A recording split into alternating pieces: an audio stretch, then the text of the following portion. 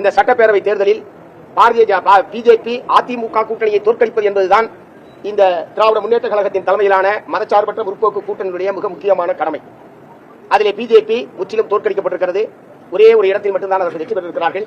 ஆகவே தேர்தலில் தோல்வியடைந்தாலும் ஆளுநர் மூலமாக தமிழகத்தில் ஆட்சியை நடத்துவது என்கிற நோக்கத்தோடுதான் ஒன்றிய பாஜக இத்தகைய முயற்சிகளில் ஈடுபட்டிருக்கிறது என்று நாங்கள் குற்றம் சாட்டுகிறோம். ஆகவே கொல்லைப்புற வழியாக ஆட்சி நடத்த துடிக்கக்கூடிய பாரதிய ஜனதா கட்சியினுடைய இந்த நோக்கத்தை முறியடிக்க வேண்டும் என்கிற நோக்கத்தோடு தமிழக வெற்றிக் கழகம் ஆட்சி அமைப்பதற்கு இந்திய கம்யூனிஸ்ட் கட்சியும் மார்க்சிஸ்ட் கம்யூனிஸ்ட் கட்சியும் ஆதரவு அளிப்பது என்று நாங்கள் தீர்மானித்திருக்கிறோம். அதே நேரத்தில் அமைச்சரவையில் பங்கேற்க மாட்டோம், வெளியிலிருந்து ஆதரவு அளிப்பது என்றுதான் இரண்டு கட்சிகளும் நாங்கள் முடிவு செய்திருக்கிறோம்.